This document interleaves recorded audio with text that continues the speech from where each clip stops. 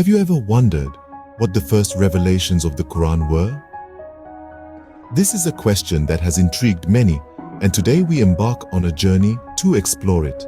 Diving into the ocean of the Quran, we find ourselves amidst the waves of the very first chapter, Al-Fatiha. A chapter of immense significance, Al-Fatiha is often referred to as the opener, and with good reason.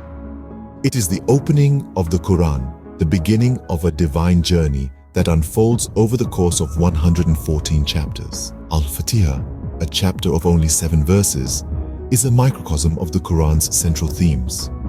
It introduces the concept of monotheism, the belief in one God, in a profound and nuanced way. As you recite its verses, you are reminded of the oneness of God, His omnipotence, and His absolute authority over all creation. The chapter then gently guides you towards the path of righteousness. It speaks of guidance, a theme that resonates throughout the Quran.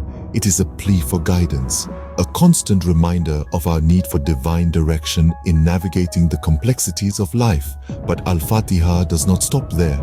It delves into the attributes of God, highlighting His mercy and His judgment. It reminds us that while God is merciful and kind, He is also just. It instills in us a sense of balance, a realization that along with God's mercy there is also accountability. And within this balance, we find a profound sense of hope. Al-Fatiha reassures us that even though we may falter, we are not abandoned. God's mercy is always there, ready to embrace us, to guide us back on the right path. In this way, Al-Fatiha sets the stage for the rest of the Quran. It opens the door to a deeper understanding of the divine text. And as we step through this door, we are invited to delve deeper, to explore further, to seek and to learn. This inaugural chapter sets the tone for the entirety of the Quran, inviting readers into a deeper exploration of its teachings. Did you know that the Quran's central surahs contain some of its most profound teachings? As we delve into the heart of the Quran, we encounter surahs that are rich in wisdom and guidance. These include Surah Al-Baqarah, Al-Imran, and An-Nisa, which are among the longest and most comprehensive chapters in the Quran. Let's start with Surah Al-Baqarah, or the Cow, the second and the longest chapter of the Quran. It is a treasure trove of teachings on social justice and morality. It emphasizes the importance of honesty, fairness, and integrity in all aspects of life, from business transactions to personal relationships.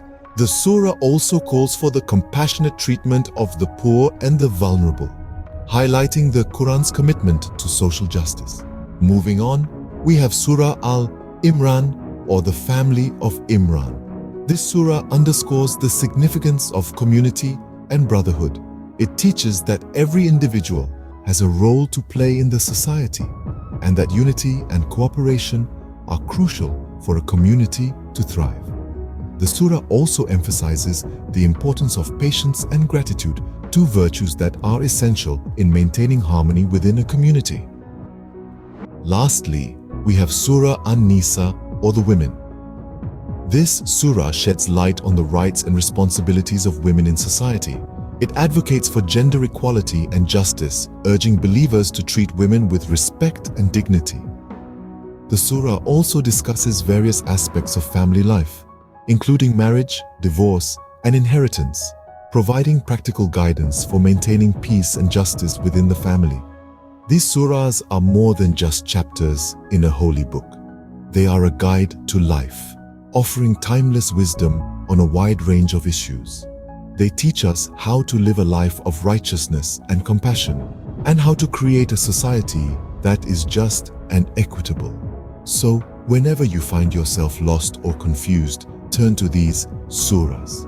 They are like a lighthouse in the storm, guiding you towards the path of righteousness. These chapters act as a moral compass, guiding believers in their personal and social lives. What do the later surahs of the Quran reveal about the evolution of the revelation? As the revelations progressed, the surahs became more reflective and introspective. They delved into deeper philosophical concepts and offered a more comprehensive vision of life and the hereafter. Let's take, for instance, Surah Al-Mulk, the 67th surah of the Quran. It's a surah that beautifully encapsulates the theme of divine power. It paints a vivid picture of the universe, its intricate design, and the grandeur of the one who created it all. It reminds us that the universe, in all its glory, is a testimony to the power of the Creator. It's a humbling reminder of our place in the grand scheme of things. Then we have Surah Al-Qalam, the 68th surah. This surah takes a more introspective turn. It discusses judgment, both in this life and the next. It underscores the importance of moral integrity and the consequences of our actions. It reminds us that every action, however small, leaves an imprint on the fabric of our existence. Finally, we have Surah Al-Haqqah, the 69th surah.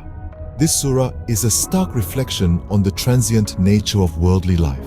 It's a reminder that the material world, with all its allure and seduction, is but a fleeting moment in the grand timeline of existence. It encourages us to look beyond the superficial and focus on the eternal. It's a call to awaken from the slumber of materialism and remember our ultimate destination. These surahs and others like them represent a shift in the revelations. They are not just about rules and regulations, but about the deeper meaning of life, the purpose of our existence, and our place in the universe. They challenge us to think, to reflect, to question, and ultimately to grow. These later surahs provide a sobering reminder of the ultimate reality of life and the hereafter.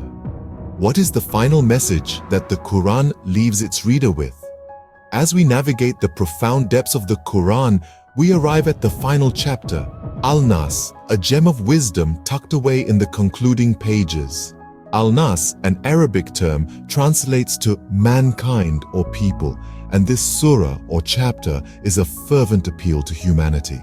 The revelation of Al-Nas, like many other surahs, holds a significant context. It was revealed in Mecca during a period of intense struggle and uncertainty for the early Muslims. They were grappling with external threats and internal fears, much like we do today. In this surah, they found solace and a guiding beacon. Al-Nas is a surah of refuge, a surah of protection. It has 3 verses, and each verse is a plea to the Lord of all people. It is a call for shelter against the whispers of evil that lurk in the hearts of men and jinn alike. It emphasizes the human need to seek refuge in God from the harm that threatens our peace, both seen and unseen. The surah's themes resonate with the Quran's broader message. It calls for a deep personal connection with the divine, a connection that shields us from the adversities of life. It highlights the significance of invoking God's protection against the evils that can sway us from the path of righteousness. The essence of Al-Nas is not just about seeking refuge, but also about acknowledging the one true refuge, God, the Lord of mankind, the King of mankind, the God of mankind. It underscores the importance of recognizing the divine as the ultimate source of protection and guidance. The surah may be brief in its composition, but it is vast in its implications. It invites us to reflect on our vulnerabilities and reinforces our faith in the divine's ability to safeguard us. It underscores the importance of seeking divine protection and guidance in a world fraught with challenges. So, what is the Quran's final message? It is a call to humanity, a call to seek refuge and guidance from the divine amidst the trials of life. This final chapter encapsulates the Quran's central message, the importance of seeking divine protection and guidance. So, how can we summarize the Quran, a book of such depth and breadth, in a nutshell? Well, let's embark on this endeavor by revisiting the key themes we've discussed from the beginning, middle, and end of the Quran. The Quran, in essence, is a spiritual guidebook, a divine compass that directs humanity towards the path of righteousness, providing a moral and ethical framework for believers to navigate through their worldly journey. The Quran's central message, echoing throughout its pages, is monotheism, the belief in the oneness of God.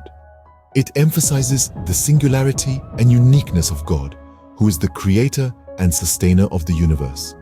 This concept of monotheism is not merely a theological assertion, but it shapes the moral, ethical, and social landscape of a believer's life, influencing their interactions with others and their understanding of their place in the world.